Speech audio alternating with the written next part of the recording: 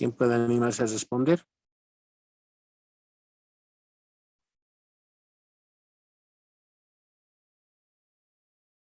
Adelante, hermano Eduardo. Doctor Eduardo, que Dios le bendiga. Amén, Escuchamos su bendición. respuesta. Básicamente la motivación es la misericordia de Dios. Es la base de la motivación que tiene la iglesia para hacer su trabajo. Y obviamente que hay, se desglosa un poco el video en relación a que somos parte de un cuerpo, todos tenemos como miembros funciones distintas y debemos aportar en función de aquello que el Espíritu Santo nos demuestra. Pero básicamente mi respuesta va a que la motivación se basa en las misericordias de Dios. Muchas gracias, hermano Eduardo. ¿Alguien tiene una respuesta adicional, algo que comentar?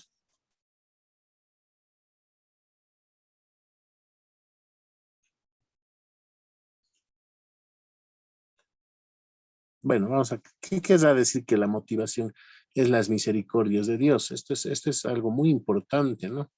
En muchas ocasiones alguien se anima a servir en la iglesia, a servir al Señor, tal vez por la fama que eso puede traer, ¿no? En algunos lugares ser ministro de Dios es pues bien apreciado, ¿no? Decir soy ministro de la palabra, pues uno lo respeta mucho, entonces esa puede ser una motivación, pero la motivación en la iglesia cristiana auténtica, pues es las misericordias de Dios, que quiere decir que nosotros somos pecadores, que solo merecemos toda la ira de Dios. Pero gracias a la doble sustitución que hizo Jesucristo, es decir, que Él vivió perfectamente una vida justa, santa, en total obediencia a la voluntad de Dios, y que lo hizo en lugar de nosotros, y que esa obediencia perfecta nos es atribuida a nosotros gratuitamente, y que además nosotros hemos pecado, hemos quebrantado la palabra de Dios y somos merecedores de toda la ira de Dios para padecerla por la eternidad en el infierno. Entonces Jesucristo va a la cruz y en la cruz recibe toda esa ira en lugar de nosotros para que nosotros quedamos libres de esa condenación. Entonces esas son las misericordias de Dios que nos motivan a ser ministros de Dios. Entonces es importante eso, ¿no? En los versículos 3 al 8, ¿quién recuerda qué es lo que se menciona en Romanos capítulo 12? Y hay un punto interesante aquí de tratar, ¿no?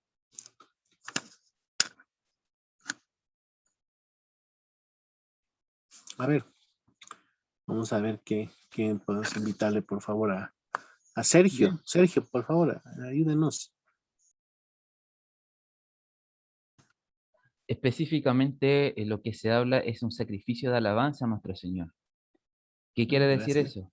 Que todo Ajá. nuestro tiempo y todo nuestro ser tiene que ser exclusivamente en adoración a Él y esperar en Él su misericordia para que Él nos guíe y desde el punto de vista de nosotros, darle a la iglesia y darle al Señor lo mejor de cada alabanza. Cada don que nosotros tengamos es para el Señor. Muy bien, pero hay algo más, ¿no? A ver, vamos a dar la oportunidad. ¿Qué tal? ¿Qué nos dice Artemio?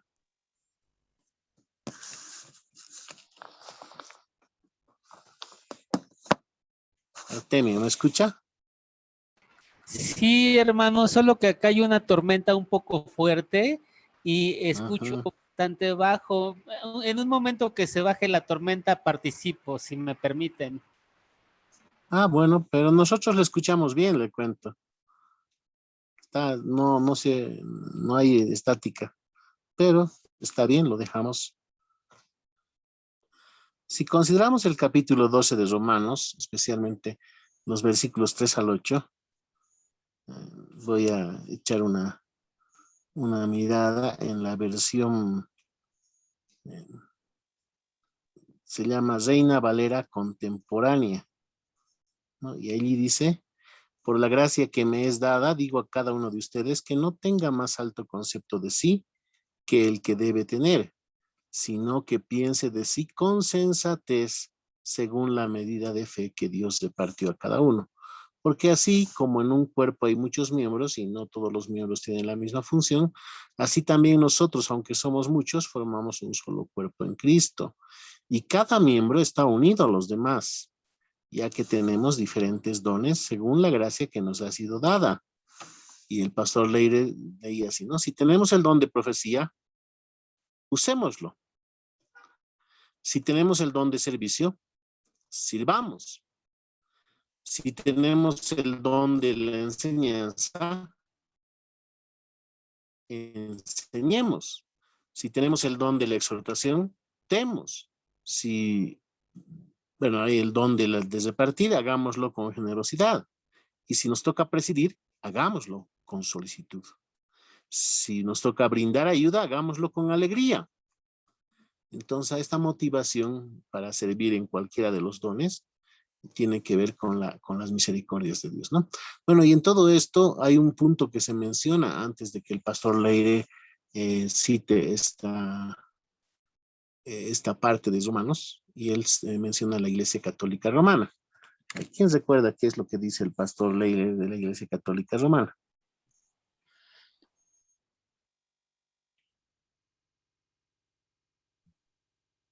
Adelante, Eduardo. Bien. Eduardo, adelante. Bueno, Eduardo que quería Milanes. intervenir, yo puedo ceder la palabra, pastor. Ah, ya, Hermano ya. querido. Creo que el otro que quiere intervenir es Artemio. Bien, yo le estaba, ¿cómo se llama? Rodolfo. En ese punto dice que la Iglesia Católica, ¿cómo se llama? Solo intervenían, decían, los sacerdotes, los apóstoles podían intervenir y no dejaban a los otros. También algunas iglesias, también solo el pastor nomás quería dirigir todo el servicio y no hacía participar a los demás. Ah, muchas gracias. Muchas gracias, Artemio. Así es, exactamente, ¿no? En la Iglesia Católica hay la doctrina de la sucesión apostólica.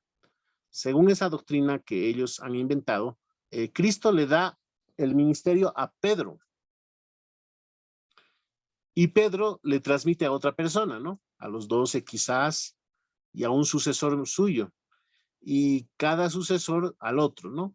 Antes que muera le pasa ese servicio y solamente él tiene derecho de decir quiénes pueden servir a Dios. Entonces, por ejemplo, actualmente el que habría recibido eso es el que conocemos como Papa Francisco, ¿no? Entonces, este Papa Francisco es quien autoriza a otras personas al ministerio, o sea, todos los que son sacerdotes, obispos, cardenales. Entonces, si el Papa no le autoriza, no puede servir a Dios, ¿no? Esa es la enseñanza de la Iglesia Católica. Es decir, yo, por ejemplo, puedo haber leído la Biblia y digo, voy a ir a predicar, pero necesito la autorización del papado. Entonces tengo que ir donde el Papa. Si no, me declarará hereje, ¿no? Eso le ha pasado a Francisco de Asís, que él formó su grupito de pobres, que llamaban los frailes menores, eran mendigos, mendicantes, pero le dicen, oye, pues, Francisco, estás fallando, tienes que ir a Roma. Y entonces Francisco va a Roma y recibe la orden, entonces ya nadie le hace problema.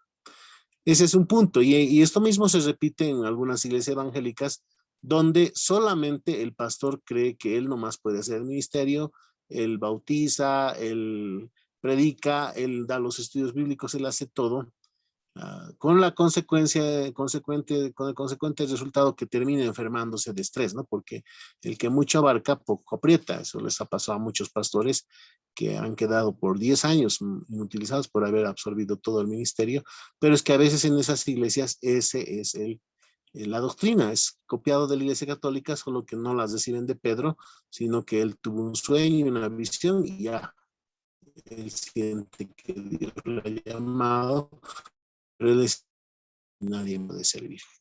Entonces, eso se estaba examinando. Vamos a ver un poquito más adelante en nuestro PowerPoint, donde dice, la pregunta siguiente dice, ¿cuáles son sus expectativas para este curso? ¿Qué espera usted aprender? Entonces aquí sí vamos a escuchar a todos, ¿no? Y vamos a iniciar con según mi lista acá, una lista, está primero Eduardo Milanesi. Adelante, hermano Eduardo. Por favor, responda a las preguntas. Hermano Julio, ¿puedo hacer un comentario? Fíjese que el hermano Luis Ramírez está escribiendo en el chat del WhatsApp y dice que está solicitando entrada, que si lo puede dejar. Ya, perfecto. Gracias por hacerme notar. Es que a veces uno está, ahí tenés 3 personas ahí. Otra vez Sergio se salió. Ya entiendo. Muy bien. Gracias por avisarme. Muy amables.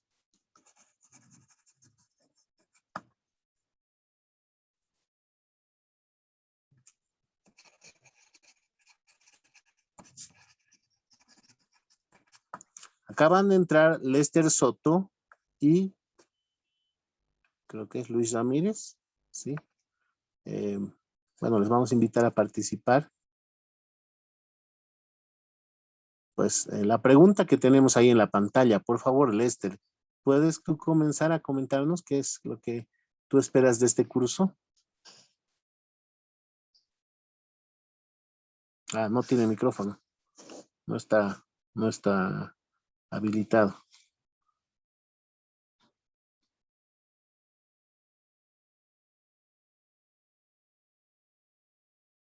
Bueno, entonces le daremos nomás la oportunidad a Eduardo Milanesi porque es el orden de la pantalla. Por favor, adelante, hermano Eduardo. Bueno, las expectativas son muchas, pastor, son muchas. Definitivamente cuando el tema del curso, ¿no? Multiplicando discípulos, eso muestra que todas las competencias que podamos asumir en este curso son con este fin, o sea, aprender a compartir la palabra de Dios para que otros también tengan esa potestad de poder compartir la palabra de Dios y un efecto multiplicador, ¿no? De discípulos. No así simplemente guardar para nosotros o tener un ministerio propio. Yo entiendo que eso fue lo que hizo Academia Cristo desde un principio, es lo que vemos en nuestras iglesias confesionales luteranas, donde todos trabajan, todos tienen una acción sobre la palabra de Dios, colaboran en los servicios, se rotan entre sí, por lo menos he visto eso en La Paz, y creo que lo que yo espero personalmente es capacitarme un poco más dentro de la voluntad de Dios, Dios mediante, para poder enseñar a otros y que estos otros hagan lo mismo y que la palabra de Dios sea realmente predicada cada vez más. Muchas gracias, Eduardo. Le vamos a dar la palabra a Luis Ramírez. Luis Ramírez, adelante, por favor.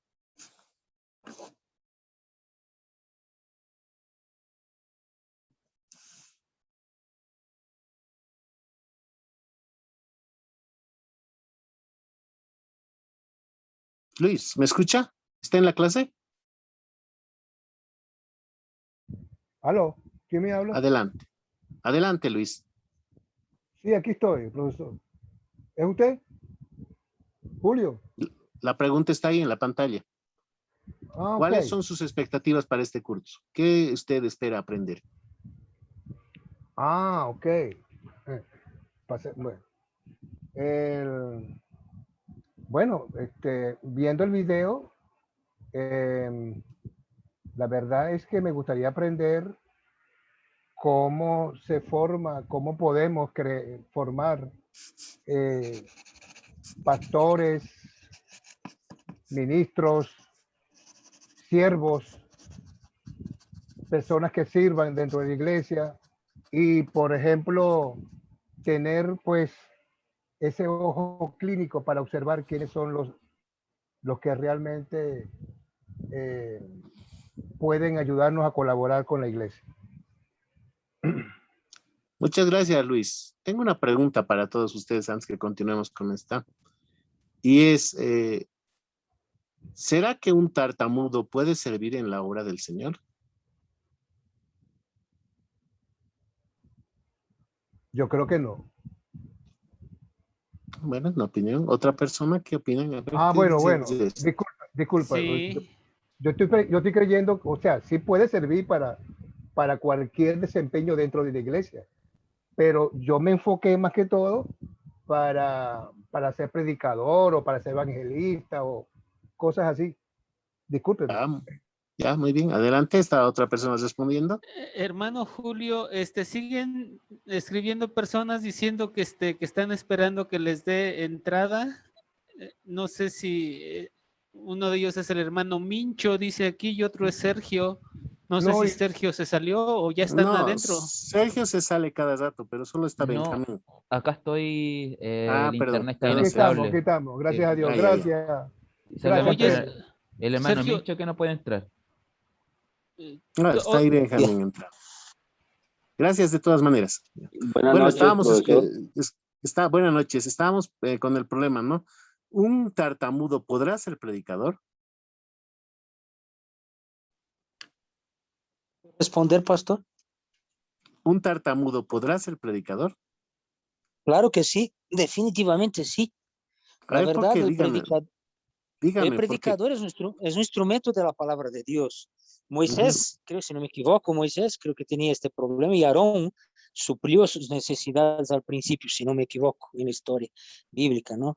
Entonces, yo creo que ser tartamudo no es una limitación para Dios. O sea, definitivamente la palabra puede ser predicada, interpretada de muchas formas.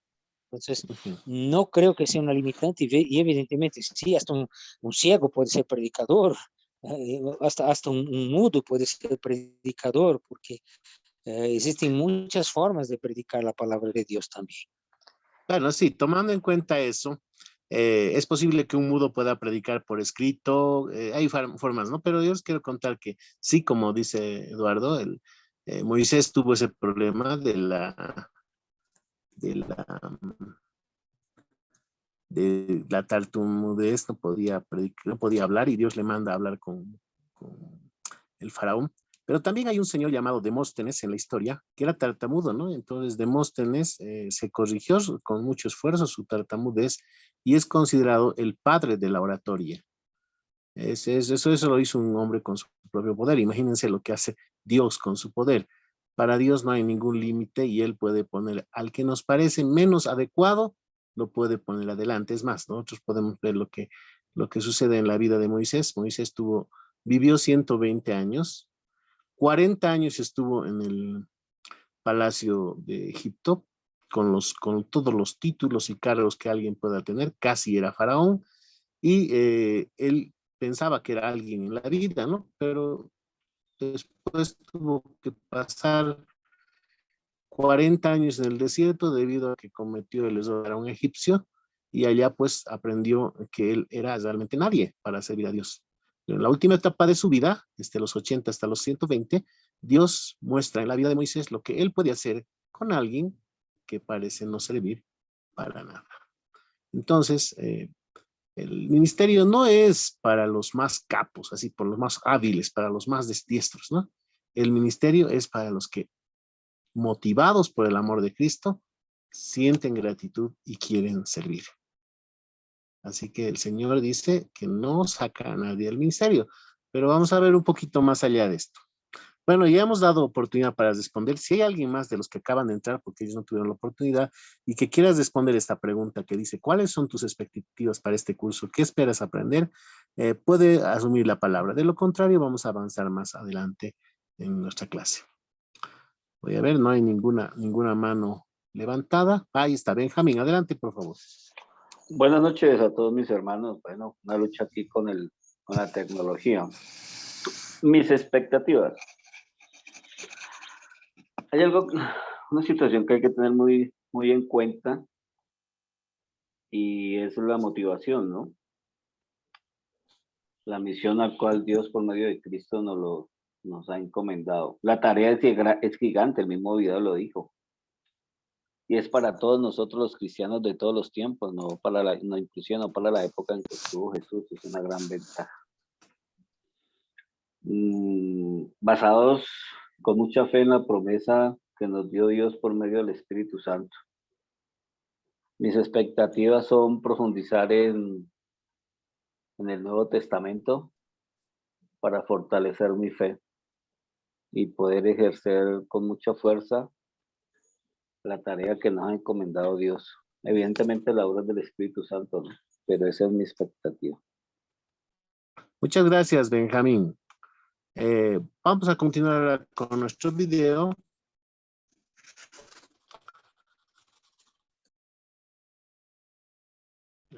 Con nuestro PowerPoint dice, las personas no quieren hacer nada. ¿Qué querrá decir esto?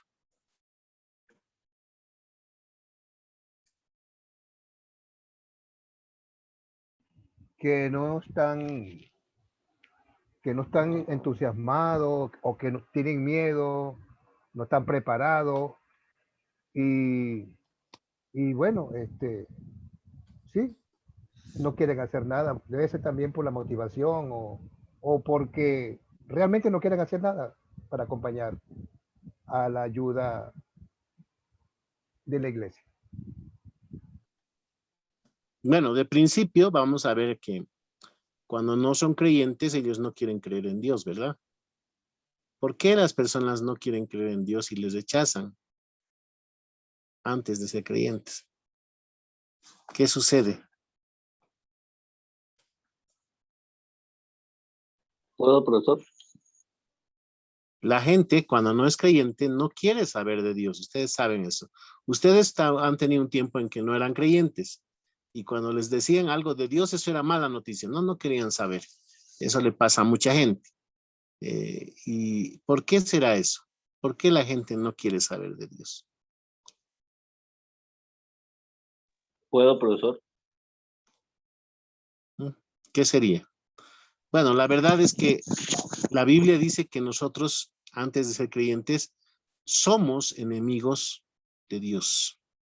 Hemos nacido con ese rechazo a Dios. Es parte nuestra. Perdón, profesor Julio. Adelante, adelante. Benjamín quiere entrar. Volvió a salir ya. Perdón. Dale, Benjamín, ¿me escucha? Pues no aparece la señal de que quiere entrar. Según él está aquí. No, él ¿Me quiere escuchan? opinar. Hola, hola. Benjamín está aquí, pero él quiere hablar. Ya, adelante, Benjamín. Tienen que levantar la mano. Gracias, profesor. Sí, amén. Bueno, Dios quiere el espíritu y la verdad. Hay que tener en cuenta que se me viene a la memoria Deuteronomio capítulo 7, versículo 9. Tener en cuenta que es del Antiguo Testamento. ¿Me permite leerlo, profesor? Sí, adelante. Gracias. Deuteronomio 7, 9. Conoce pues que Jehová tu Dios es Dios fiel que guarda el pacto y la misericordia a los que le aman y guardan sus mandamientos hasta 1000 generaciones. De pronto ellos desconozcan algo de la fe, porque recordemos que Dios quiere el espíritu y la verdad. Juan 4:24 nos dice, Dios es espíritu, y los que lo adoran en espíritu y en verdad, es necesario que adoren. Otro concepto que tenemos que tener claro es lo que significa el culto. ¿Por qué? Porque ellos desconocen en realidad, lo hablo por mi caso personal, qué significaba el culto. De pronto el desconocimiento del tema y no tener conceptos, una explicación bien clara al respecto los hace esquivos. Y es importantísimo saber que el culto es la veneración y es reconocer el señorío absoluto de Dios por medio de Jesús. Solamente es eso, profesor, porque cuando no tenemos gratitud, obviamente no tenemos gracia. Y nosotros tenemos claro que la gracia de Dios significa vida, esperanza y paz. Y eso es lo que todos nosotros queremos compartir con ellos. Por eso tenemos que tener mucho amor, como nos lo ordena Dios por medio de la palabra, para acercarnos a ellos y explicarle el porqué de las razones. Y de igual manera, el Espíritu Santo obrará en ellos, como la promesa que nos hizo Dios, y obrará en ellos. Y bueno, La iglesia invisible ya lo tenemos bien claro también, que solo lo sabe Dios, pero en la iglesia visible se debe evidenciar algún cambio y eso para uno es muy saludable para nuestro espíritu. Espero haber sido claro, profesor. Amén. Bueno, gracias, Benjamín. Yo quiero traer a la memoria la parábola del hijo pródigo. ¿Ustedes se acuerdan cómo se sintió el hijo pródigo cuando ya se le acabó todo el dinero y tuvo que trabajar para el que cuidaba, para el dueño de los chanchos, de los cerdos? ¿Ustedes se recuerdan cómo se sentía el hijo pródigo?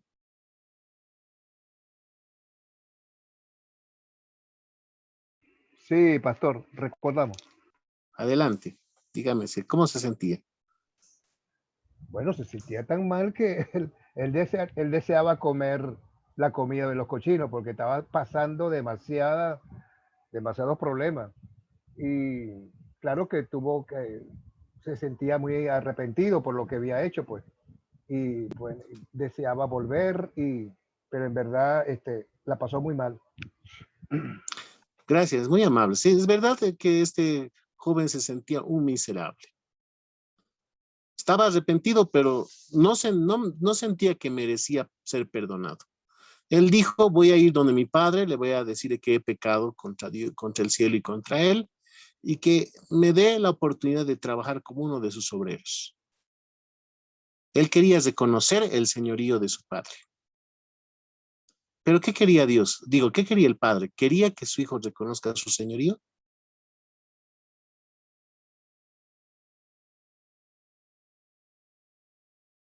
¿Quería que lo vea como un jefe que contrata a un obrero? El padre lo que quería era un cambio en él y se le notó. ¿Sería eso, hermano? No, lo único que quería este padre era que su hijo vuelva. Nada más. Él le dijo, padre, no merezco nada. Quiero que me hagas como uno de tus jornaleros, que es una persona que trabaja por el salario de un día. Y el padre no le escucha. ¿Qué hace el padre?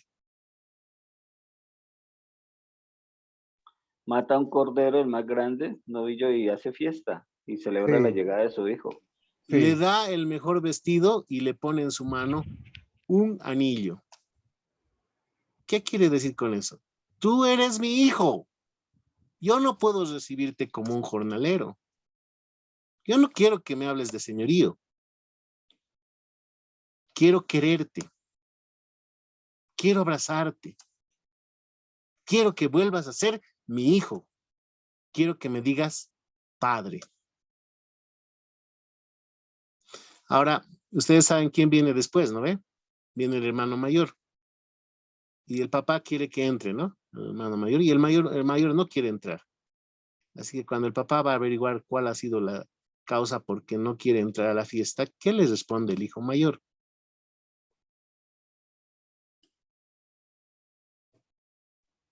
¿Por qué le hace fiesta y él que ha trabajado y lo ha acompañado y que el otro día derrochado todo y él Sí. está ahí presente trabajando, que no lo merecía?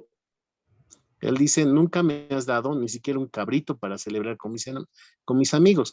Yo te he servido tantos años. Fíjense, la palabra que usa ahí como griega para servir es esclavo, es doulos.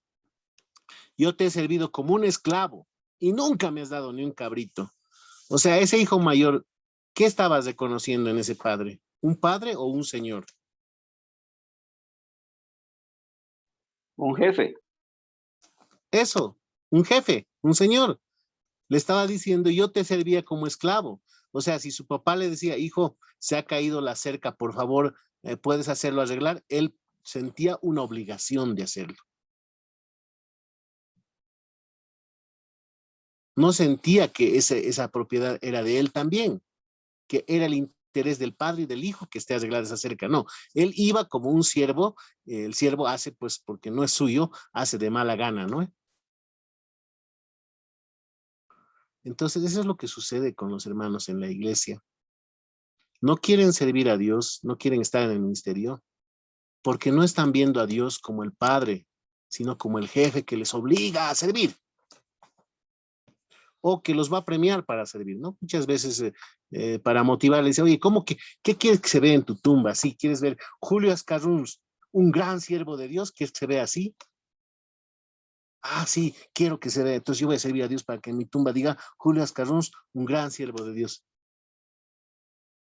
Pero en la iglesia, Dios está pensando en términos de familia. El ministerio no es un asunto que el jefe nos manda hacer. Es un asunto de interés familiar. Todos estamos interesados en las cosas de nuestro papá. Queremos que le vaya bien porque son nuestras cosas también. Hay un problema por el cual el hombre huye de Dios antes de ser creyente. Es porque es pecador, es enemigo de Dios. Y cuando llegamos a ser creyentes, queda en nosotros esa naturaleza que aquí llamamos el viejo Adán. Han debido escuchar esa expresión, ¿no? O que la Biblia llama la carne. Miren lo que dice el apóstol Pablo. Él dice, si aparece en sus pantallas, me confirman, por favor, dice Romanos capítulo 7, versículos 22 y 23. ¿Está en sus pantallas esta imagen? No, todavía no. No, Ahí, ahí, Pínchala. claro. Ok. Sí. ¿Me aparece una todavía, no? pregunta, profesor, antes. Todavía Sí, no, adelante. profesor. Todavía no, profe. Ajá. Gracias. Es que eso es de nuestra naturaleza pecaminosa, profesor. Inclusive Exacto. implicarían cambios de nuestra vida cotidiana, de lo más común hasta lo más complejo. Entonces, no sé, esa es la lucha diaria, pero bueno, espero haber sido claro. Bueno, justo lo que dice el apóstol Pablo, ¿no? Según el hombre interior, dice, me deleito en la ley de Dios, pero encuentro que hay otra ley en mis miembros, la cual se rebela contra la ley de mi mente y me tiene cautivo a la ley del pecado que está en mis miembros. La gente no quiere servir porque hay una naturaleza que se revela a las cosas de Dios. Esta naturaleza es la naturaleza de esclavo que tenemos. Esa naturaleza de estar bajo el yugo por años de Satanás, pues no nos permite estar bajo el yugo de Dios, que Él dice, mi yugo es fácil, ¿no? Entonces, esta es una razón por que la gente no quiere servir. Y cuando nosotros le decimos, Dios quiere que le sirvas, y en lugar de estar predicando el domingo o el fin de semana, tú te has ido al cine, te has ido al parque, has ido a jugar fútbol. Con esto has ofendido a Dios y la gente se siente mal, muy mal. ¿Sabes qué? Por eso mereces toda la ira de Dios. Y la gente se siente miserable. Y entonces le decimos, ahora, para corregir esto, hoy vamos a salir a predicar todos. Nadie se queda aquí en el templo, todos vamos a salir a predicar. Y nos salimos. ¿Ustedes creen que va a haber un cambio? No, profesor, es que pena interrumpir tanto, pues que me surge una pregunta. Pero entonces la dimensión de la misericordia de Dios, teniendo en cuenta que es por siempre, ¿cómo la dimensionamos? Vamos a responderla ahorita, ¿no? Pero a ver, ¿qué va a pasar? Está bien, gracias, Benjamín, pero queremos dar también oportunidad a los demás. ¿Creen que habrá un cambio en las personas? Dicen, ya No, ustedes son pecadores, ahora para corregir el asunto vamos a ir a predicar. no, bueno, si me están mandando y si me están obligando, yo que soy un pecador y pienso que es por obligación, no iré nunca. Desobedezco, o no sé, o no. Bueno, a veces Pienso que podemos obligar, ¿no? La gente puede ir por vergüenza, o podemos decir, el que predique bien va a tener un certificado de reconocimiento. Vamos a poner el predicador del mes, ¿no? Como en los lugares donde venden hamburguesas ponen el empleado del mes. Eso hacen los testigos de Jehová, ponen el testigo de Jehová por mes, ponen ahí en un lugar resaltante, ¿no? Entonces podemos hacer eso, podemos poner acá el hermano del mes, el siervo del mes, el predicador del mes, el El siervo fiel y prudente el mes, no sé, podemos poner unas recompensas, dice Maquiavelo que la gente se mueve por recompensas, pero el corazón cambiará. No cambia porque es por obras. Así es, ¿no? Entonces, ¿cómo podemos motivar a la gente a que trabaje? Predicando con la palabra de Dios, predicando el Evangelio para que el Espíritu Santo obre en sus corazones. A ver, Benjamín, dígame, ¿usted qué quiere decir con evangelio? Perdón, no le Por entiendo la favor. pregunta. O sea, usted dice que animándole con el evangelio, pero ¿qué quiere decir exactamente cuando dice evangelio? ¿A qué llama usted evangelio? Al Nuevo Testamento, los Evangelios de San Marcos, San Lucas, ese es el Evangelio. Muchas gracias. ¿Alguna otra persona tiene otra opinión? El evangelio es el poder de Dios. Por eso cuando a una persona se le impone una ley, no puede, ¿cómo se llama?, seguir con amor a Cristo. Entonces ahí es el problema, no está arrepentido, el pecado está en el corazón. Por eso es todo, como se llama el evangelio, es puro amor, habla de Cristo, de la obra de Cristo. Gracias, Zoilo, le agradezco mucho. Ustedes saben, en español tenemos palabras que pueden tener más de un significado, ¿no ve? Entonces la palabra evangelio tiene más de un significado. Puede significar, como lo dijo ya Benjamín, los 4 relatos que hay en el Nuevo Testamento del ministerio de Cristo. Ese es su evangelio. Eso le llamamos un significado amplio, ¿no? Amplio. Pero hay un significado que es estrecho, el cual se usa también en las cartas del apóstol Pablo y de otros apóstoles, que se refiere solamente a aquella palabra de Dios que anuncia las buenas noticias. Ustedes van a ver que en los 4 evangelios hay malas noticias y hay buenas noticias, pero llamamos evangelio en un sentido estrecho a aquella parte de la palabra de Dios que nos trae buenas noticias. Y para que sea buena noticia, tiene que tener una promesa incondicional. Tiene que ser algo que nos es ofrecido sin ninguna condición. Entonces, motivar con el evangelio quiere decir motivar a la gente hablándole aquella palabra, aparte de la palabra de Dios, en la cual Dios le promete bendiciones gratuitamente, sin pedirle a esa persona nada a cambio por esa bendición. Entonces, cuando decimos que Cristo murió por nuestros pecados, y le decimos a la gente, y ese perdón ahorita está disponible para ti gratuitamente, no tienes que hacer nada para saber que eres perdonado, simplemente Dios te lo está anunciando. Eso es evangelio. La palabra de Dios dice que el apóstol Pablo ha escrito, ¿no? No se avergüenza del evangelio. Él dice, yo no me avergüenzo del evangelio porque es poder de Dios para salvación, como acaba de decir nuestro hermano Zoilo. Él dice, poder de Dios. Ese es el poder que vence a esta ley que se revela contra Dios. Solo el evangelio puede ser eso. Y eso en la predicación se nota, ¿no? Si yo he dicho, bueno, por eso ustedes merecen toda la ira de Dios. Y para corregirlo, tenemos que ir. Fíjense, debemos ir a predicar. Eso no es evangelio. Eso es ley. Sigo motivando con la ley, su alma de esa persona se va a seguir revelando. Pero si le digo, pero Cristo predicó, sirvió en lugar de mí y de ti, en lugar de nosotros, y fue a la cruz para sufrir el castigo porque no hemos predicado, no hemos sido buenos siervos. Y ahora ya no tenemos que ir a predicar, ya no tenemos que ir a ser ministros, porque Cristo lo ha hecho.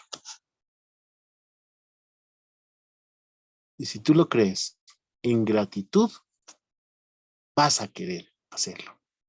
No porque estás obligado, sino porque la gratitud brota de tu corazón. Fíjense que cuando el Señor Jesús fue por donde estaba Zaqueo prácticamente era un ladrón porque exaccionaba con los impuestos, nunca le dijo a Zaqueo, dame una evidencia de tu arrepentimiento. Nada, no le dijo, tienes que hacer esto. Saqueo de por sí dijo, voy a devolver a las personas lo que es el doble de lo que les he robado, y voy a dar el cuádruple, y dice, voy a dar la mitad de mis bienes a los pobres.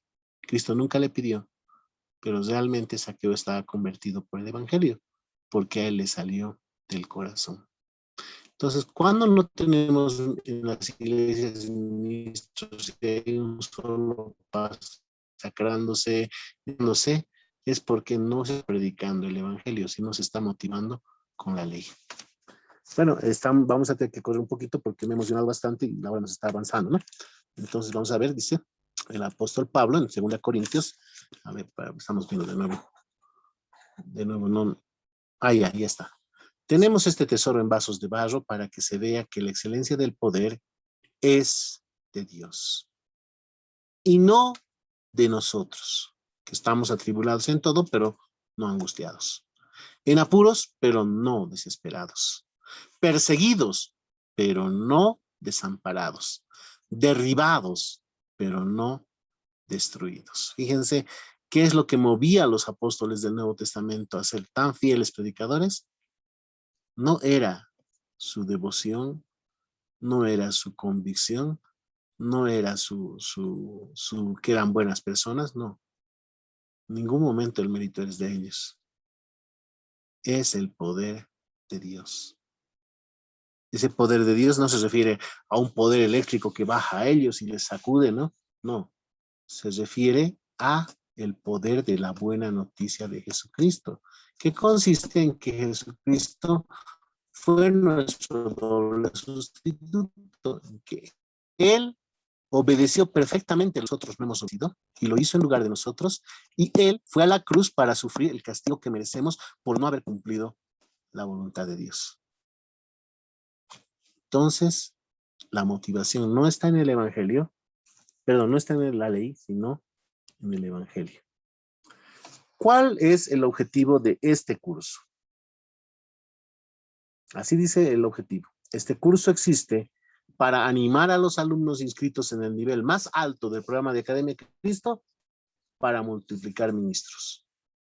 Esto quiere decir que los líderes cristianos aprenden a identificar, como había dicho un hermano hace rato, entrenar y llamar a miembros con dones diferentes en varias funciones en el trabajo de la iglesia. Es decir que con el evangelio vamos a motivar a la gente a que sirva a Cristo y lo van a querer hacerlo, pero no todos van a tener que servir en la misma función, porque el Señor dice que la iglesia es un cuerpo. Quiere decir que en un cuerpo hay diferentes funciones, ¿no? No todos vamos a ser oreja, no todos vamos a ser ojo, no todos vamos a ser corazón, sino que el Espíritu Santo a cada quien le da un don. Y pues los líderes van a tener que ayudar a esa persona a realizar el don que Dios le ha dado. Y bueno, de por sí va a aparecer, ¿no? El que se siente con ganas de ir a enseñar por gratitud a Cristo, entonces le vamos a abrir las puertas para que enseñe. El que quiera predicar desde el púlpito, le vamos a abrir la puerta para que predique desde el púlpito. Y si alguien quiere más bien visitar a los enfermos, a los que por alguna u otra razón no están viniendo a la iglesia, entonces le vamos a abrir. A lo largo de los años estas cosas han tenido sus diferentes nombres, ¿no? Por ejemplo, al que está en el púlpito le llamaban predicador, al que salía afuera del púlpito le llamaban evangelista, al que iba a dar la palabra de Dios a los enfermos, a los que están en la cárcel le llamaban capellán. Pero no importa el nombre que le demos, hoy podemos darles otros nombres más modernos, el problema es la función, ¿no? Identificar claramente la función y a veces al que se ha dedicado a enseñar y hace muchos papeles le hemos llamado pastor, ¿no? Pero la Biblia le llama obispo, que eso quiere decir, la Iglesia Católica quiere decir un alto prelado, ¿no? Pero en la Biblia la palabra obispo es una palabra griega que quiere decir supervisor, es decir, alguien que se encarga de hacer que otros hagan su tarea, de ayudarles, ¿no? No es un jefe, sino un supervisor, es que observa cómo está haciendo el trabajo y si hay una falencia le ayuda a corregir esa falla, ¿no? Entonces, ese es el verdadero ministerio del papel llamado pastor. No es el hombre pulpo, no es el que hace todo, sino más bien es el que ayuda a que los demás hagan lo que tienen que hacer o lo que quieran hacer según sus dones en la iglesia. Aquí voy a hacer una pausita para preguntas sobre el tema que ustedes puedan tener.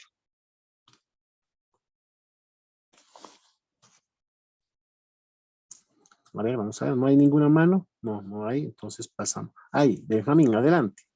Gracias, profesor. Bueno, más que una pregunta, perdón, más que una, bueno, es como una conclusión y la quiero dar.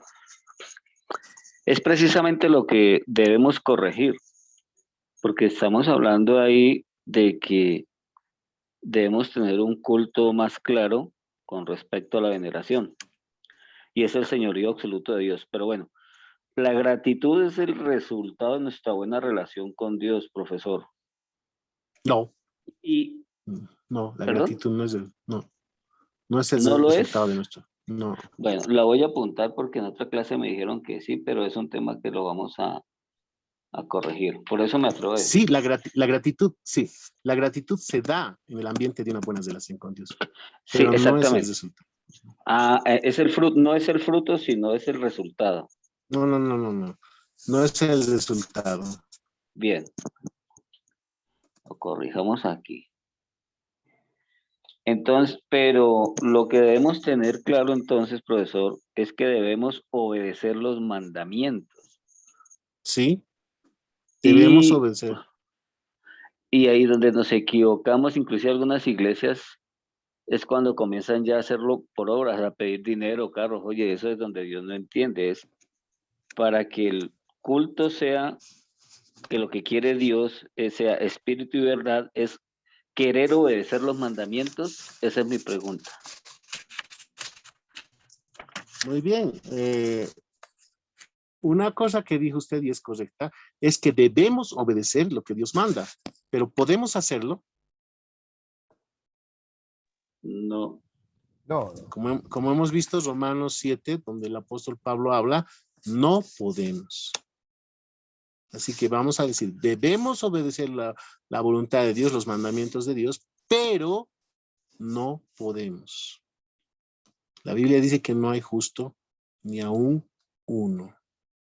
Eclesiastes dice que no hay hombre tan justo que nunca peque. Y Santiago dice que el que viola un punto de la ley es culpable de todo. Por eso la conclusión es, debemos hacer la voluntad de Dios, debemos obedecer sus mandamientos, sí, pero no podemos. Entonces ahí viene lo siguiente. Pero Cristo obedeció perfectamente en lugar de nosotros. Y él fue castigado, sufrió toda la ira de Dios en la cruz en lugar de nosotros. Esas dos cosas que hizo Cristo, que teológicamente llamamos su obediencia activa, cuando él obedece los mandamientos, y su obediencia pasiva, cuando él sufre el castigo, eso es lo que produce en nosotros gratitud y nos pone en buena relación con Dios. Lo que Cristo hizo por nosotros, eso se llama el Evangelio, eso nos pone en una buena relación con Dios. Y eso mismo, el resultado de eso que hizo Cristo, es la gratitud en nosotros. Pastor, disculpe, pero ok, estamos claros que por la gratitud podemos intentar obedecer los mandamientos, pero aún así es difícil. ¿Cómo haríamos? ¿Estaríamos? Bueno, en gratitud queremos obedecer los mandamientos de Dios. Y vamos a que la gratitud nos mueve de tal manera que vamos a querer ser muy buenos obedecedores, ¿no? Pero todavía queda el viejo Adán y nos hace pecar, eso vamos a fallar, ¿no? Incluso cuando lo hacemos bien sigue siendo pecado, porque ¿qué dice Isaías? Todas nuestras justicias son como trapo de inmundicia delante de Dios. Usted puede ser que se levantó esta mañana temprano, fue a predicar y se preparó, predicó lo mejor posible y tal vez alguien le puede poner 100 puntos, pero a causa de su viejo Adán, eso está contaminado por el pecado y es un trapo de inmundicia. Solamente porque Dios le añade la sangre de Cristo, los méritos de Cristo, lo acepta como bueno. O sea, cuando la Biblia dice que somos justificados, quiere decir que Dios acepta aceptan nuestra buena obra, que en el fondo es mala, pero es porque le añade los méritos de Cristo. Y Igual lo que el acepta como Evangelio. si fuera perfecto. Igual que el Evangelio, cuando tú le agregas algo, lo dañas, lo envenenas y bueno, ya no funciona. Exacto. Exacto. O sea, por eso Jesús les dijo, ¿no? Cuando hayan terminado de hacer todas las cosas que les mando, ¿qué van a decir? Siervos inútiles somos, dice, ¿no ve? Entonces, porque lo que teníamos que hacer, hicimos. Y miren, ¿no? Ni siquiera llegamos a hacer lo que teníamos que hacer. Pero una evidencia de que somos creyentes es que por gratitud nos estamos moviendo. Un verdadero creyente es el que nace del Evangelio, y el Evangelio produce gratitud y hace que la gratitud lo motive. Cuando dice Pablo las misericordias, se está refiriendo a esa misericordia que nosotros produce gratitud y nos motiva a servir a Dios. Profesor, ¿me permite leer Romanos 5:1, por favor? Adelante. Amén, muchas gracias. Romanos 5:1. Justificados, pues, por la fe, tenemos paz para con Dios por medio de nuestro Señor Jesucristo. Esto es en su gracia. Nos da vida, esperanza y paz. Yo pienso que la conversación que tenemos nos estamos olvidando de la gracia. ¿Cómo lo logramos? Usando el Evangelio. Ese sería el camino, ¿cierto, profesor?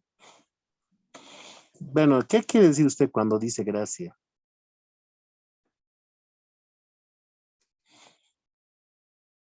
Es importante tener bien claro la palabra gracia en nuestra cabeza.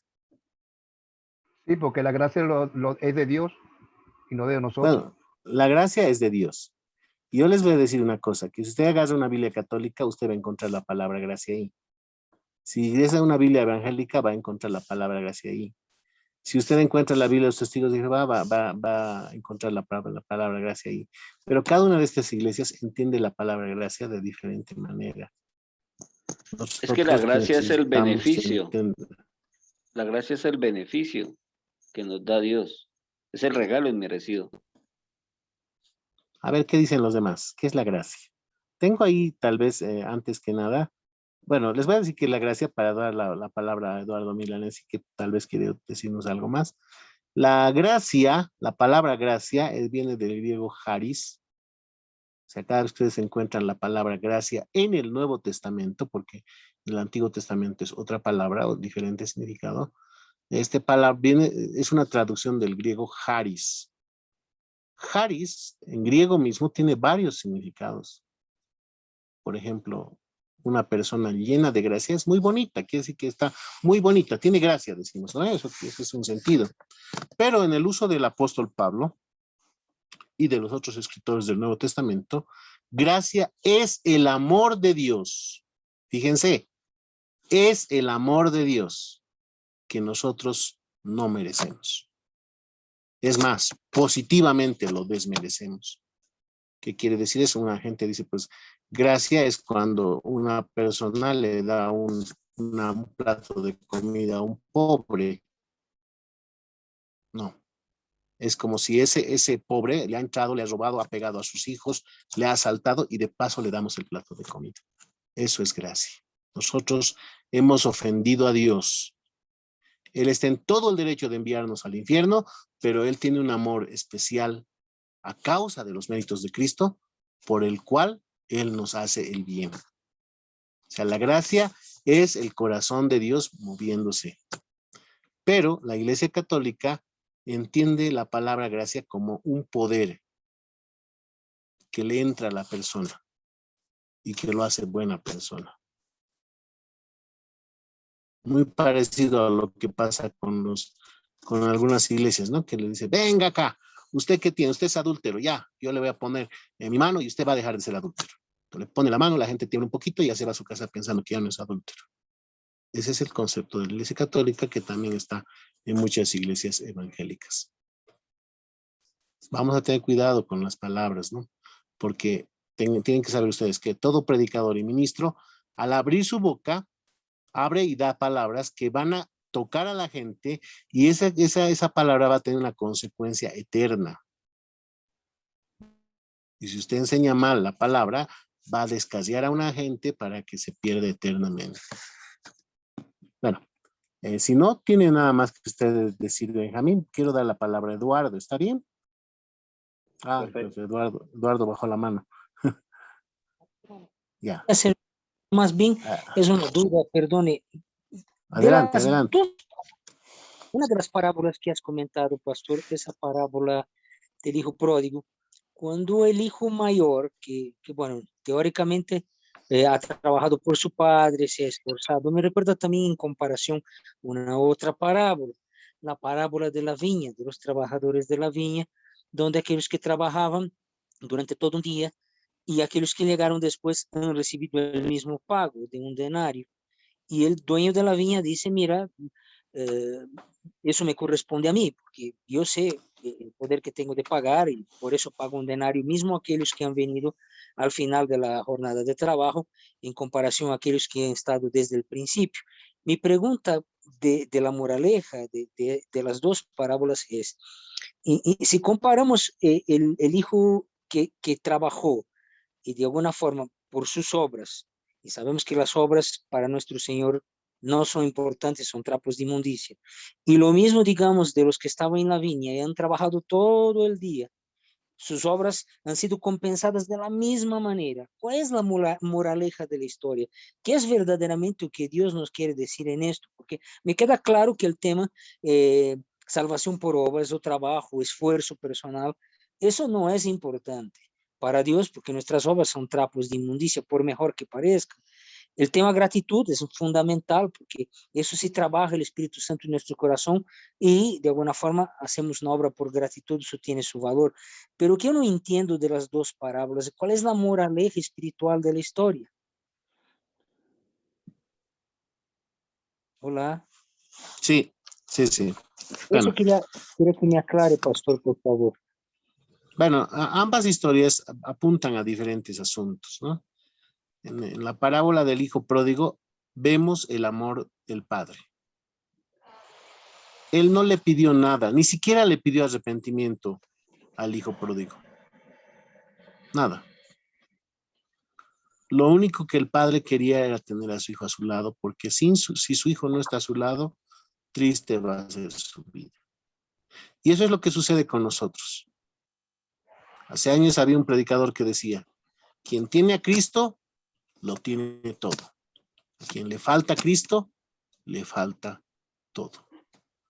Si nosotros no estamos con el Padre, nuestro destino es el infierno eterno, así de simple. Y el Padre no nos está pidiendo nada, nada, absolutamente nada, para que seamos miembros de su familia. Algunas iglesias enseñan así, ¿no? Si tú te arrepientes,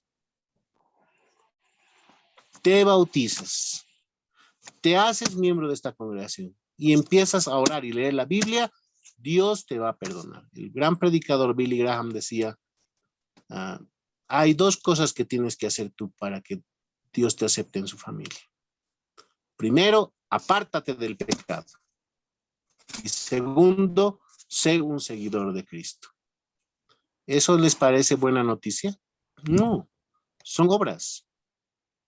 Esto ha afectado mucho a las iglesias. Antes de la década de los 50 del siglo XX, la gran mayoría de las iglesias anunciaban el evangelio puro. A partir de este predicador, pero ya otros antes habían sembrado ya la semilla, el evangelio se volvió una condición. Si tú recibes a Cristo, serás perdonado. Ser perdonado, primero hay que recibir a Cristo.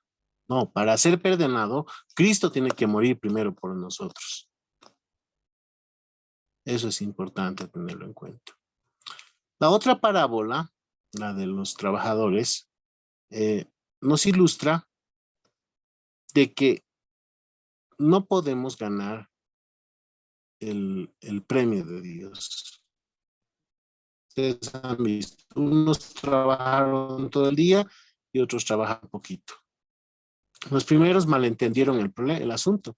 El hombre fue a buscar empleados, les iba a dar trabajo. Ellos pensaron, no, pues si yo trabajo más, él me va a pagar más. Si el otro, él trabaja menos, le va a pagar menos. No, el hombre estaba haciendo un favor.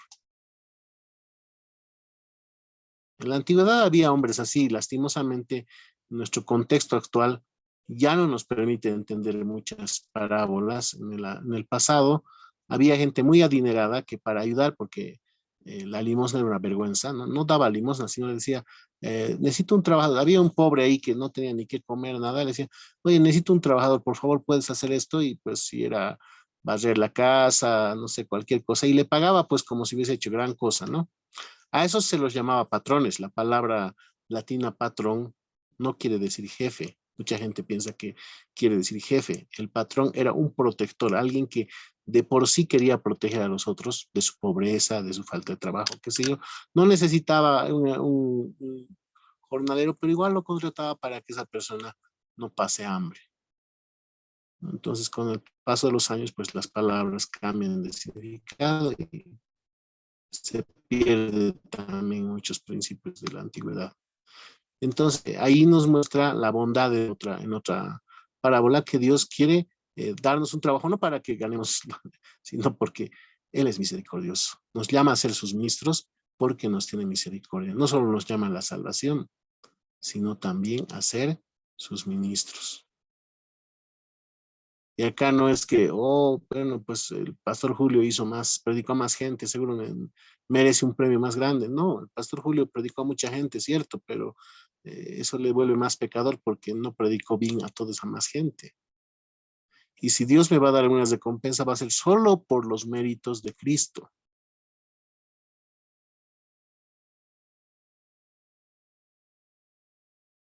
Así decía Pablo, a mí que fui el más grande pecador. Entonces, este es un punto muy importante. Bien, vamos a ir avanzando en nuestra clase porque si no nos vamos a quedar hasta muy tarde y no quiero que ninguno de ustedes se perjudique. Dice, algunos términos que comúnmente se usan cuando hablamos acerca de los ministros de la iglesia. Vamos a ver cuáles son estos. Acá tenemos la carta del apóstol Pedro, donde dice, ustedes son linaje escogido, real sacerdocio, nación santa, pueblo adoptado por Dios, para que anuncie los hechos maravillosos de aquel que los llamó de las tinieblas a su luz admirable. Antes ustedes no eran pueblo, pero ahora son el pueblo de Dios. Antes no habían sido compadecidos, pero ahora ya han sido compadecidos. Entonces acá tenemos el término sacerdocio universal o el sacerdocio de todos los creyentes. ¿Qué queremos decir cuando hablamos acerca del sacerdocio universal o el sacerdocio de todos los creyentes? Esto no se habla en la Iglesia Católica, así que es algo más propio de quienes estamos leyendo la Biblia, ¿no? ¿Qué es lo que ustedes piensan? ¿Qué es el sacerdocio universal? Que toda persona que tenga conocimiento bíblico claro lo puede compartir. Bueno, gracias. ¿Una opinión? ¿Otro? ¿Hay otra opinión más?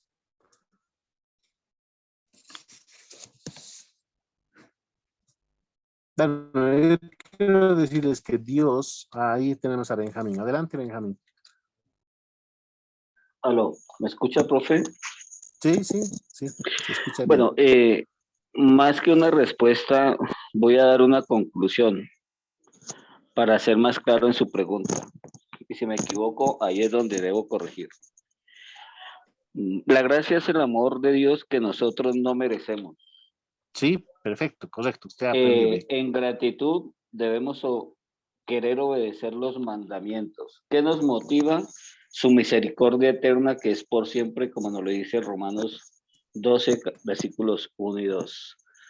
Eso me daría derecho Todo lo que usted dijo sacerdocio, sí. a tener sacerdocio. Sí. No es un derecho, bueno, es un derecho de alguna manera, ¿no? Es un privilegio, podemos decir, no es un derecho, es un regalo. Amén. Gracias por un privilegio es algo que se puede perder, ¿no? Acá sí, tenemos claro, que usted dijo todo correctamente, excepto cuando llegó ahí. Por gratitud, debemos, no es la palabra correcta, es queremos. No hay debemos y queremos, no, solo queremos o debemos. Bueno, Diríamos que el sacerdocio universal es el conjunto de los agradecidos al Señor, ¿no? Eso es, en pocas palabras. Es decir, todos los creyentes que por el poder del Evangelio fueron transformados de enemigos de Dios a pueblo agradecido, tenemos acá es el sacerdocio universal. Es decir, todo creyente, varón o mujer, es sacerdote de Dios. Dios siempre quiso tener un pueblo de sacerdotes, así lo ha expresado en Éxodo 19, cuando llamó al pueblo de Israel. Habían salido de Egipto en la época de la fiesta de Pascua y que al cumplirse exactamente los 3 meses de haber salido, llegaron al monte de Sinaí. Entonces Dios dijo, voy a hablarles con mi voz, así que todos se santifiquen porque quiero hacer de ustedes una nación santa, un pueblo de sacerdotes. Eso comunicó Moisés al pueblo de Israel y ellos dijeron, sí, queremos. Todo lo que Jehová diga, haremos. Eso dijeron en el capítulo 19. En el capítulo 20, Dios habló verbalmente, con voz audible, los 10 mandamientos, con una voz tan terrible que se podía ver la onda de la voz. Se podía ver cómo esta onda hacía temblar el monte, el aire, y ellos se asustaron. Incluso Moisés se asustó, dijo, estoy temblando, dijo Moisés. Pero el pueblo le dijo a Moisés, Moisés, que Dios te hable a vos todo y luego nos cuentas. Así que Dios terminó de decir los 10 mandamientos y Moisés subió al monte. Inmediatamente el pueblo de Israel desobedeció el primer mandamiento, el segundo y cada uno de los mandamientos que Dios había dado. Por eso Dios no les dio más esa sacerdocio universal al pueblo de Israel. Cuando Moisés bajó, dijo que cada uno mate a su familiar. Nadie obedeció excepto la tribu de Leví. Ellos mataron, castigando al pecador, y con esa sangre se consagraron como sacerdotes del pueblo de Israel. Por eso Israel tuvo un sacerdocio arónico. Cuando viene Jesucristo, hay un nuevo pacto, porque desde ese momento en que se reorganizó el pueblo de Israel en el desierto, Israel ha sido un pueblo rebelde a Dios hasta el día del exilio, cuando volvieron, y luego ellos vuelven a su tierra a reconstruir el templo en espera del Mesías. Iba a dar el arrepentimiento. Entonces, no se arrepienten los israelitas, pero los que se habían arrepentido conforman el grupo de seguidores de Jesús. Con ese grupo de seguidores de Jesús se establece el nuevo pacto en el cual se consolida el sacerdocio universal. A partir de ese nuevo pacto, todo creyente, así sea bebecito, sea varón o sea mujer, es un sacerdocio de Cristo. Y esto quiere decir que todos podemos compartir la palabra. Todos. Todos somos llamados a compartir la palabra. Todos en absoluto. Pero en la iglesia no todos pueden estar predicando al mismo tiempo. Por eso se ha establecido el ministerio público de la palabra. Quiere decir personas, entre los sacerdotes universales, empiezan a servir públicamente a nombre de la iglesia. O sea, alguien es llamado a ser pastor, pero no lo hace desde su sacerdocio, sino porque el grupo lo llamó para ser pastor. Nadie se hace pastor por haber ido a un seminario. Mucha gente piensa que los seminarios fabrican pastores. Ustedes pueden preguntar en los seminarios que son correctos, porque hay seminarios falsos. Pregunten, ¿usted está estudiando para ser pastor? No, para ser candidato a ser ministro de la palabra. Es candidato, puede que le llamen o puede que no le llamen. Si dice candidato al doctorado, quiere decir que le pueden llamar como maestro, un doctor es un maestro, o puede que no le llamen. Entonces uno termina sus estudios, se vuelve candidato, pero solamente tiene el cargo de ministro público cuando una congregación lo llama. No es que yo me puedo despertar un día y decir, Dios me ha revelado que soy pastor de ustedes. No hay tal cosa. La congregación lo llama y es pastor el tiempo en que esa congregación le llama, porque esa misma congregación le puede quitar, es un privilegio, ¿no? Le puede quitar o puede terminar por otras causas. Tampoco puede ser quitar, puede ser que uno se enfermó o tiene que irse a otro lado, pues renuncia a ese papel de ser ministro público. Así que a veces nosotros tenemos la tendencia de decirle pastor a alguien que ya no es pastor, ¿no ve?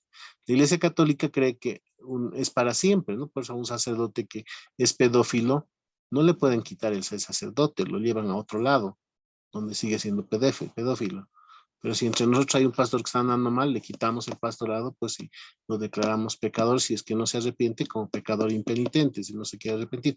Y si se arrepiente, pues la iglesia decidirá si le vuelve a confiar el ministerio público o no. Entonces, hay una diferencia entre el sacerdocio universal y el ministerio público. Los ministros públicos son ministros públicos en virtud de que un grupo le hizo ese llamado. Y solo mientras tiene ese llamado. No es para siempre. Entonces, este es un punto que necesitamos tenerlo claro. Estos individuos son los siervos llamados de Cristo y ministros del Evangelio. No lo son para enseñorearse sobre la iglesia de Dios. Ahí está en 1 Pedro 5:3. Que el que está diciendo, pues, a usted me tiene que pedir permiso para esto, para lo otro, se está enseñoreando.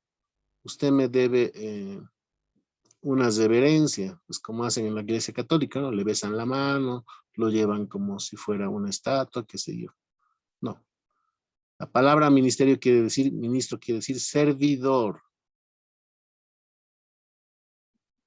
Creemos que cuando la iglesia llama a individuos a este ministerio público, el servicio público, el Señor está actuando a través de la iglesia, pero es un servicio. Y como siervo, pues uno no puede enseñarse de los que está sirviendo. ¿Qué queremos decir con la palabra laico? Laico es alguien que no tiene un llamado público. No es nada malo, ¿no? Entonces, ahí está. La palabra ministro quiere decir siervo. Todos los cristianos somos llamados a ser ministros a otros, pero no somos ministros públicos. También hay los que son ministros públicos o ministros representativos, como hemos dicho más antes.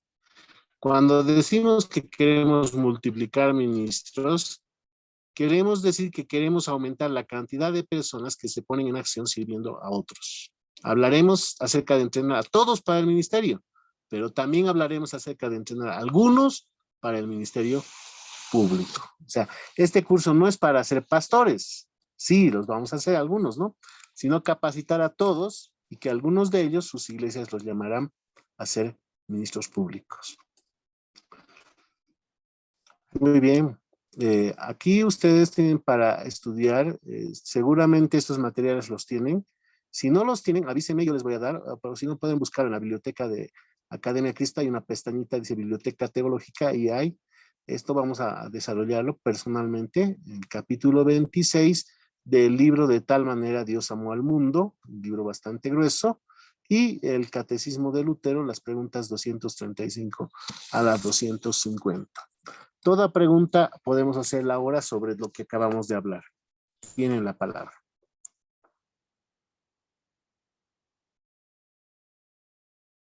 Benjamín, tal vez se olvidó la mano o tiene una pregunta.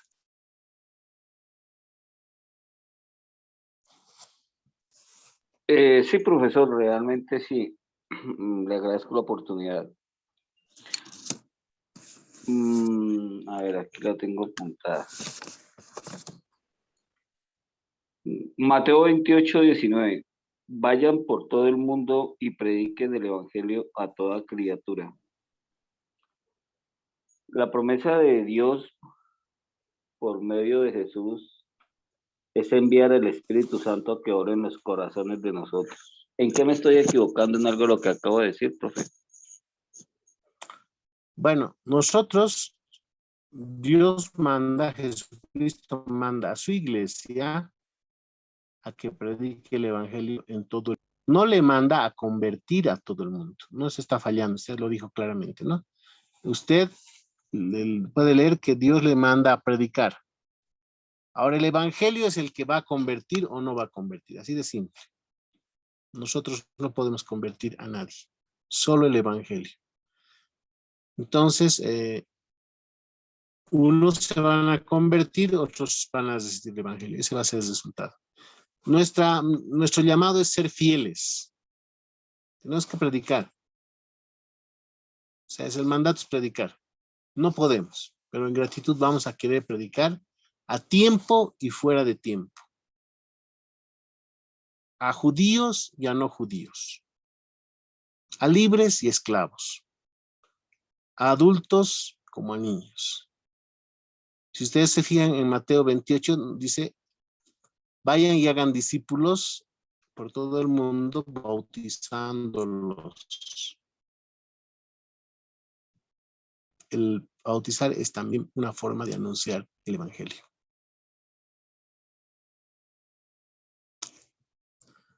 Bien, no tenemos más preguntas. Yo creo que podemos dar la clase por terminada. Si alguien tiene una pregunta fuera del tema, dígame ahorita porque voy a cerrar la grabación. Esta grabación se queda para que todos puedan repasar y compartir pero si hay preguntas fuera del tema, no quiero incluirlas en esta grabación, ¿no? Esas las podemos tratar un ratito después de la clase. ¿Alguien tiene una pregunta para tratar fuera de la clase? No, no hay. Bien, acá vamos a quedar, amados hermanos, no tenemos más preguntas. Vamos a concluir nuestra lección. Ya saben, ustedes tienen clase el día jueves a las 8 de la noche conmigo, y para eso vamos a ver el video para la siguiente lección. Yo les voy a compartir, como ya lo hice, los datos referentes a esa nueva clase. Que Dios les bendiga. Vamos a terminar nuestra clase con una oración de gratitud al Señor por esta clase en la que hemos examinado estos puntos que tienen que ver con precisamente lo que es el ministerio público, lo que es preparar ministros y también el crecimiento de la iglesia. Vamos a orar entonces. Amado Señor, te agradecemos porque nos has reunido para este estudio de tu palabra. Te suplicamos que mientras estamos aprendiendo entre cómo entrenar ministros para el trabajo en tu iglesia, nos muevas a hacer lo mejor, Señor. Que seamos herramientas útiles en tus manos. Ahora que nos retiramos, también nos encomendamos en esas mismas manos para que donde quiera que vayamos o lo que hagamos estemos bajo tu protección y nos ayudes a recordar todo lo que hemos examinado esta noche. En el bendito nombre de Jesucristo, tu Hijo, nuestro Redentor. Amén. Bueno, Dios les bendiga, hermanos. Nos vemos el día jueves en este mismo horario. Son bienvenidos a la siguiente clase. Hasta pronto. Hasta pronto. Bendiciones a todos. Feliz noche. Feliz noche. Bien, hermano pastor, que Dios me lo bendiga. Buenas noches. Noche. Igualmente, Dios le bendiga, hermano.